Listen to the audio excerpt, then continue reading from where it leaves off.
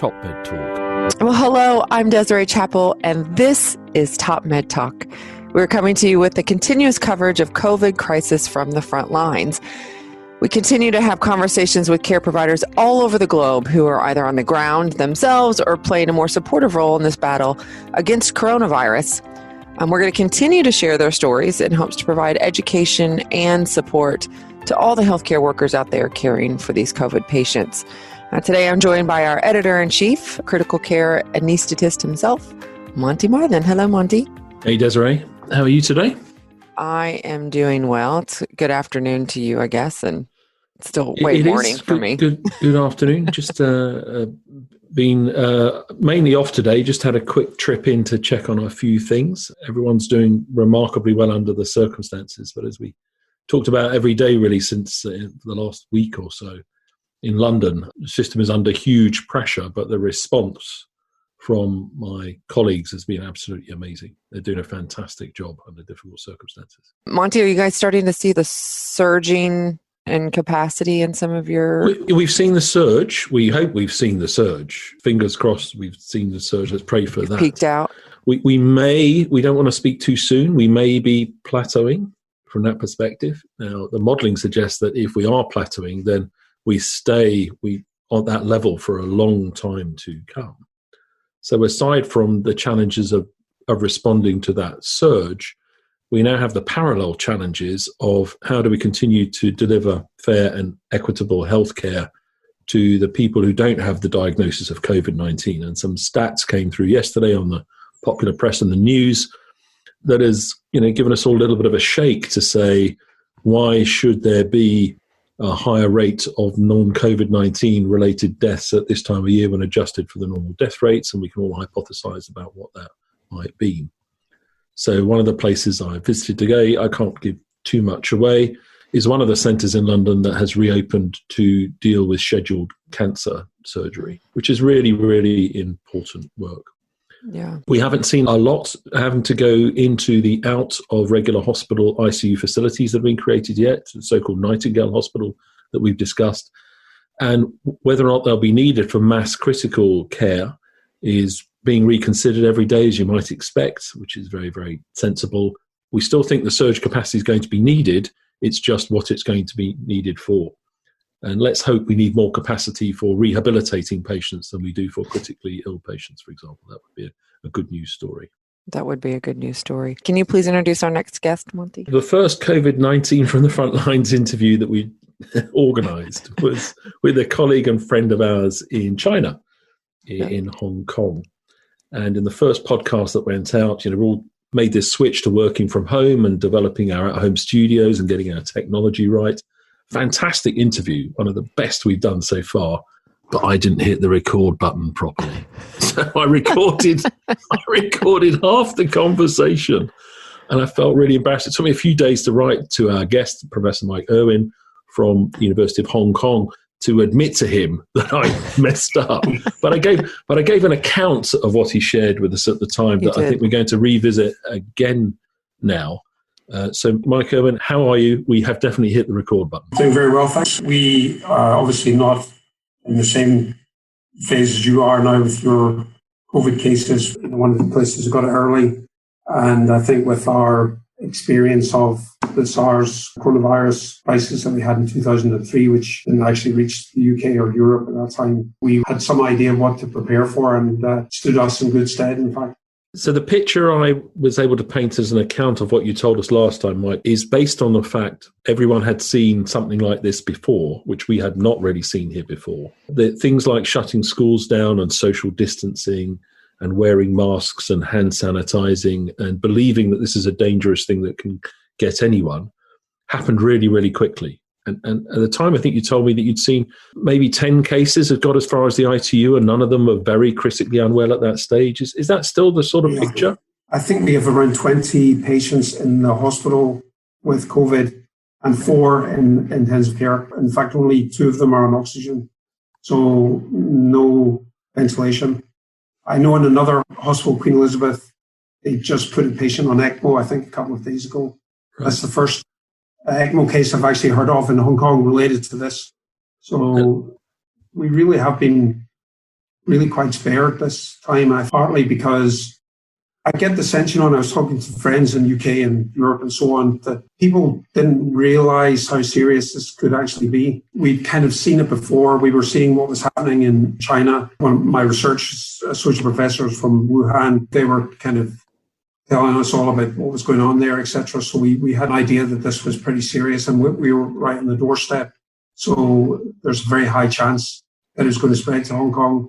So we kind of reacted early within the faculty and the hospital. Our dean actually happens to be a world-renowned epidemiologist. He called an emergency meeting with us straight away, discuss, how we would approach this, what we were going to do, etc. So it was taken pretty seriously right from the start. If you look at the public reaction, the government reaction, our government comes in for a lot of criticism, actually, for a whole host of reasons. But in terms of this, they were fairly quick to do things. The only thing that they were criticised for was they were a bit cautious about closing the border with China. The doctors here wanted them to close the China border because that would be a way of obviously trying to stop it, and they didn't do that. So they've come in for a bit of criticism for that point of view. But aside from that, got to it pretty quickly. And of course, the other thing, having had the experience, this was only 17 years ago when we had SARS. You don't feel stupid wearing a mask, for example, or anything. Whereas my eldest daughter, who was in Switzerland and then went to London, actually just in the early phase of the outbreak, she sent me a picture from the London Underground with packed full of people, nobody wearing masks. Community spread was already starting in the UK at that time. Honestly, you would not go into a supermarket, public transport here without wearing a mask. You feel like a leper or something. But we still haven't really embraced that properly, Mike. Whether it be pictures that you see being tweeted from within hospitals, or as soon as people leave the hospital environment, or people lining up to go into supermarkets, whatever it is, there's not universal mask usage. And I think part of the confused message there was all about, well, they don't completely protect you from getting COVID-19. Whereas I always thought the mask wearing was all about not giving COVID-19. Yeah, I think it seems that it's more protective for other people rather than for yourself. There's a lot of controversy, obviously, with the mask. We've heard lots of things about that. And I'm obviously not an expert, but my impression is that it seems to help prevent spread to other people. So someone who's infected and may not be aware of it, this is one of the problems, because it seems there can be an incubation period of 5 days or so. It could be completely well, but still have enough viral load to be able to spread it. I now see it as a badge of I'm taking this seriously, which I think is, even if it's just the symbolism of it, I think that is very important. And as you say, once you've taken the move to wear a mask, why would you pack into social situations and rub your mask up against someone else? So I think we'll have learned a lot from this. Desiree? From our perspective, it really is kind of a public facing issue, because healthcare workers, we can decide we're going to do our things. We have some PPE, and that's another debate and another conversation. But out in the public, I think that we've had really mixed messages from our government, whether or not to wear or not to wear, and the effectiveness of that. We've had access to PPE that's been a major issue. And then we've had the people, whether or not they take all of this seriously and that it makes a difference. And so I think for us still here in the US, and I can't speak for the entire country, I can speak to my little state here in the middle, but they've gotten a lot of press for making some good decisions early on, and we've really flattened our curve here in Kentucky. But you can still go out to the grocery store, and the majority of people are not wearing masks. None of the workers are wearing masks or gloves. And so we still have this idea that it's not something that we need, and that because in Kentucky we flatten the curve, maybe we don't need it.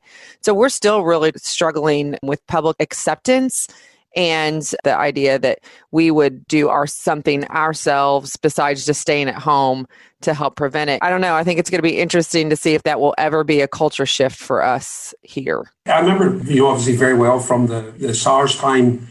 And then, but to be honest, within about 2 or 3 months, once it all sort of died down, then people kind of stopped doing it. But you'd sometimes see people wear a mask, and obviously if they weren't feeling well, they would maybe wear one. You see that a lot in Asia, actually, particularly in Japan. Yeah. You'll see people wearing masks quite often in the street, and it's really more as a courtesy to protect spread to others. We are a very densely populated country as well, so it's kind of really surprising that we haven't been hit like to the same extent, say, as New York or London. It's really incredible. Mike, I got the impression you followed the World Health Organization guidelines immediately, or fairly as quickly as one could. It's a very real threat to us. I mean, we know what can happen. We've seen it on the doorstep. We've seen it before. And for example, during SARS, it was, in fact, some ways it was even worse, not as infectious, but more deadly. And a lot of the deaths were in healthcare workers and infections in healthcare workers. So it was taken very seriously straight away in the hospital as well as in the community. I mean, the mask issue is one thing, but I mean, I think also, the hand washing and this type of thing. Singapore, for example, which is also a city-state, they actually recommended people not to wear masks unless they weren't feeling well. And they've actually been quite successful as well. So it may not just be masks per se, but, just a general behavior perhaps. I don't know. It's very hard to put a finger on it, actually. Just so we're clear, because I don't know did Hong Kong, did they basically shut down everything? So, restaurants, all facilities kind of just completely go on lockdown? Was it a tiered thing? How did that work? Because that's what they're contributing a lot of the slowing down of the spread here in the U.S.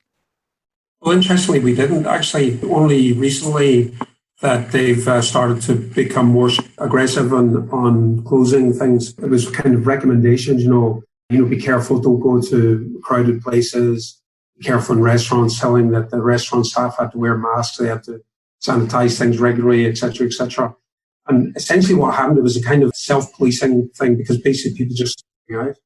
And, we've had a lot of social problems in Hong Kong in the last year or so. I'm sure you've heard about these riots and so on. The hospitality industry was already kind of suffering a bit under that. I think they were a little bit reluctant to be too draconian because they felt, the guys out of business. But in fact, what happened was just stop going to restaurants. There's maybe 10, 20% of what the normal business was. In the last 2 weeks, probably, we've had a sort of so-called second wave of infections, which were caused by people coming back. Mm-hmm. A lot from the UK, actually. And they've now become a little bit more aggressive about they restrict the number of seats in the restaurant. For example, they are of half the number that they normally allowed. They have a certain distance between tables. They were going to try to stop serving alcohol because they said that people were likely to be more friendly to each other after they were alcohol. Yeah. But that didn't go down too well. A lot of clubs and facilities have closed, so you can't go to, there's no swimming pools open, for example. There are no gyms open, they're all been closed. Restaurants you can still go to, but they have this distancing. What about large gatherings, like large religious gatherings, yes, or, things like that? Was that kind of more of like the draconian approach, like you got to stop this now, or still again self-policing? Again, it was all kind of recommendation rather than authoritarianly, telling you must do this. And I think probably because people had the fear of what happened last time, almost didn't have to do that. They just by telling people, well, you should avoid going to large crowds, they just stopped. So all these things stopped. But in the recent 2 weeks now, they've banned gatherings of more than 4 people, allowed the gatherings of more people. So Mike, you mentioned the fear word there. After we spoke to you, I spoke to you but didn't record you. We put out the message that we got from Bergamo, from the centre of the outbreak in Italy. And a repeated theme in those discussions with them was that if people don't have fear in their eyes, they don't get it. They mustn't panic, they said, but you must be fearful of this thing. That sounds like good advice to me. That's how I would describe things here, actually. I would say there's a bit of panic. There's that usual thing, like there's a certain irony with queues of people outside chemists trying to buy masks, for example. Same things that you guys had, run on certain types of groceries for a while and this type of stuff. Not really mass panic, but some little silly things. But just a general fear, or let's say a sort of respect for what this is and was. Our dean actually at the beginning, he warned us got all the heads of the department together. So when they warned us all about talking to the press and being too blasé about it, etc., because everybody suddenly becomes an armchair epidemiologist. There was one guy in the Department of Pathology who sort of had been interviewed by, I think, one of the investment banks, because obviously they're trying to find out what's going on, how serious it is, and it described it as just being like a bad cold.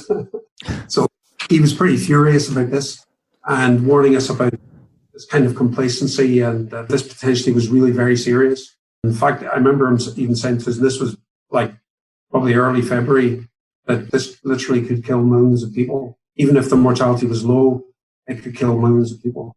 Yeah. Mike, talk to us a little bit about the testing that's happened there in Hong Kong. Do you think that has been an effective way to reduce the cases? I mean, are you doing any tracing or anything like that were you doing any tracing early on for cases? Yes, there's a lot of testing, a lot of tracing. We have quarantine facilities. So the government had taken some public housing blocks and a couple of hotels and used them for quarantining. And they were very strict about quarantine on people coming from other countries. That started about 3 or 4 weeks ago. Mm-hmm. So if you came from the US or the UK, you have to self-quarantine for 2 weeks. And they get the quarantine person with a wristband, and they have to scan the wristband every so often. They get a message on the phone to scan the wristband. They have to scan it within 5 minutes or something, and it then relays back their position. So if they're not actually at home, they're in trouble. So you can get us up to a 6-month prison sentence actually for breaking quarantine, and they can force you into quarantine as well if you do that. So they're pretty strict. And then testing people coming back. So people coming back even now, they've set up a facility near the airport where they have to go and have a temperature taken and be tested before going into self-quarantine. And one of my colleagues, his daughter, a dental student in Bristol, I think, and she just came back about a week or 2 weeks ago and self-quarantined in a hotel rather than going home because he's a doctor and so on. Mm-hmm. You may remember that when we first started here, there was some enforced quarantining. We seem to have forgot about it quite quickly, but we were set up in the greater Liverpool area, a quarantine place, and people were taken and put into quarantine. Mm-hmm. And then we seem to abandon all of that. And I know we're saying that we're not deliberately trying this herd immunity approach, but it's hard to rationalize what's happening otherwise, because we haven't gone down that sort of WHO recommended route. It looks like Ireland have, for example, quite successfully, possibly. It looks like Iceland, who've just reported in the New England Journal of Medicine today, you could argue a much simpler place to get a handle of, did. And it looks like you did. So strange. Yeah, it is. I mean, Hong Kong population, obviously not as big as the UK. In some ways, they're more densely populated risk, but sometimes makes things a little bit easier to manage.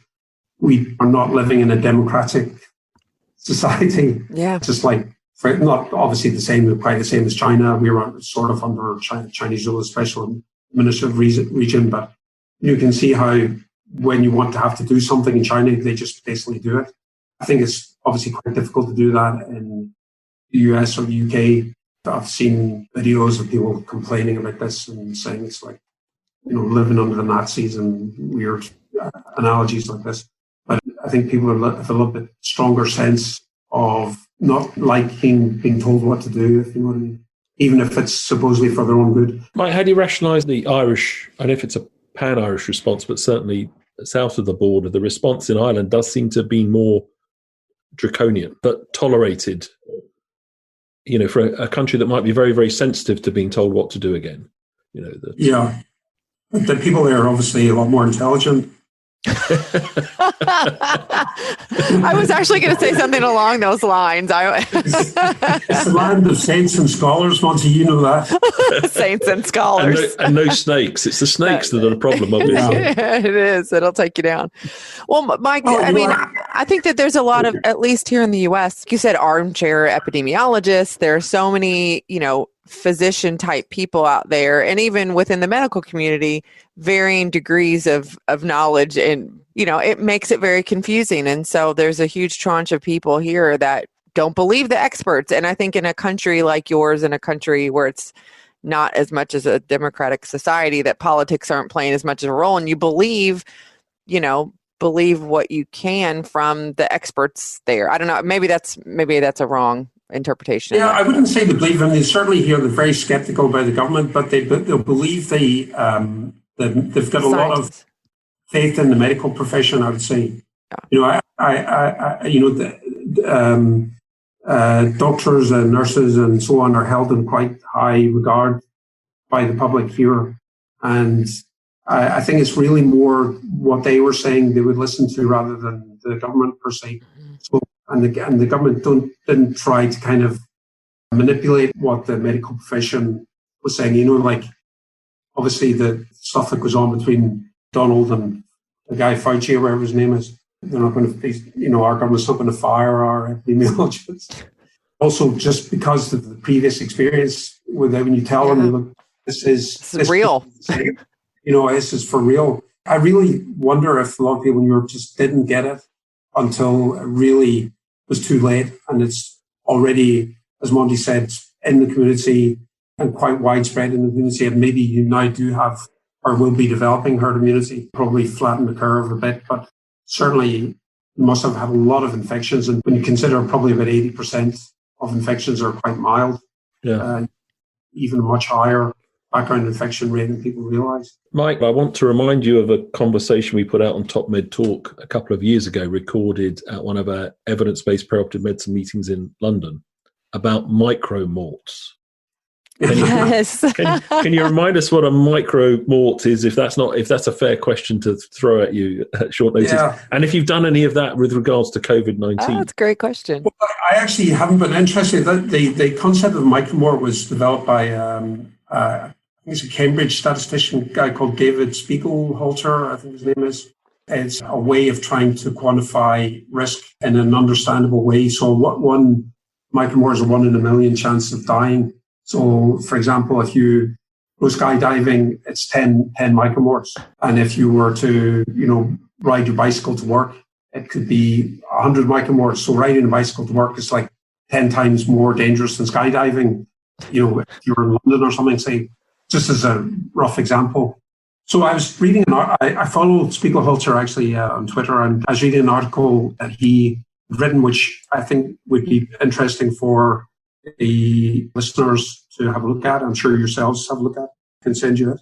He's suggesting that you're compressing mortality into a relatively short period.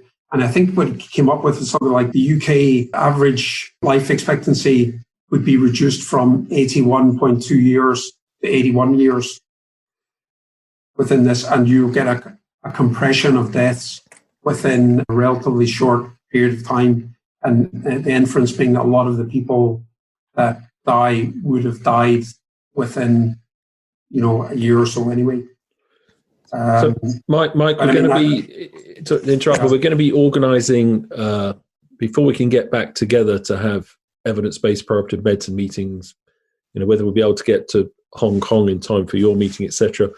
We're building a virtual platform that was almost ready to go live to allow us to communicate. Would you do that lecture for us as one of our early lectures? We'll give you a while to prepare, but it would be great if you start working on the slides. You know most of the story already. That would be really interesting to hear. It really would be. I'd love to. Thanks very much. Yeah, good. Yeah, that would be great.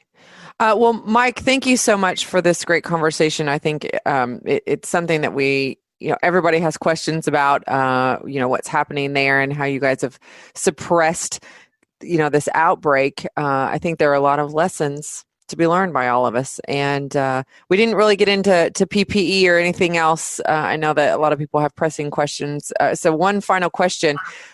As healthcare providers, do you think that you all were more prepared because of the SARS outbreak in the past with the PPE that you had and ventilators and ICU beds? With the PPE, definitely were, and also in how to use them and that, the whole process. For example, we actually have the SARS time, we basically stopped using nebulizers in the operating room or recovery rooms.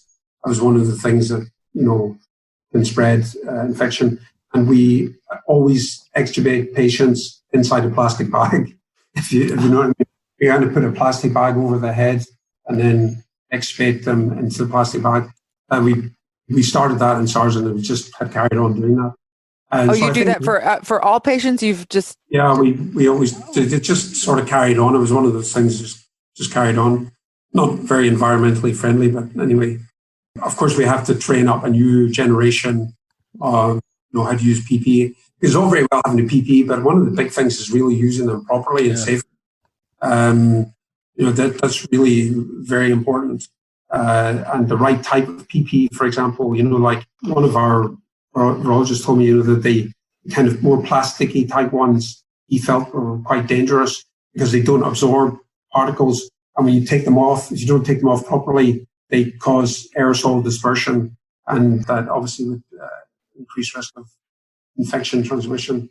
So, an awful lot of, I'm sure you know all this, you've been doing all this, but there's a huge amount of training to do with the doctors and so on. We don't have time for it now, Mike, but there seems to be quite an innovation and technology gap there. We see it still seems to be a very primitive and not very well developed answer to one of the biggest challenges. So I think we'll hopefully see some more innovation in that space. Yeah. Definitely will come out. Well, Mike, thank you again. Thanks for taking the time to chat with us. We'll hopefully be checking back maybe in another month to see that you guys are still maintaining your your flat line there of cases, and hopefully we're going to be seeing a major move in ours. So we really do appreciate the time. So on that note, if you're at home or you're away to work or you're actually working in the field, thank you to all of those out there for your contribution to this crisis. We're going to get through this. We are here for you on Top Med Talk. So stay safe, stay well, and thanks for listening. Top Med Talk. Thank you for listening to Top Med Talk. You can always find us on Twitter, LinkedIn, Facebook, and on topmedtalk.com. We want everyone to stay safe. If you have any questions or you want to talk to us on Top Med Talk, please reach out via contact@topmedtalk.com. That's contact@topmedtalk. Thanks for listening. Top Med Talk is proud to thank its sponsors, specifically Edwards Life Sciences, for their generous support through this global crisis.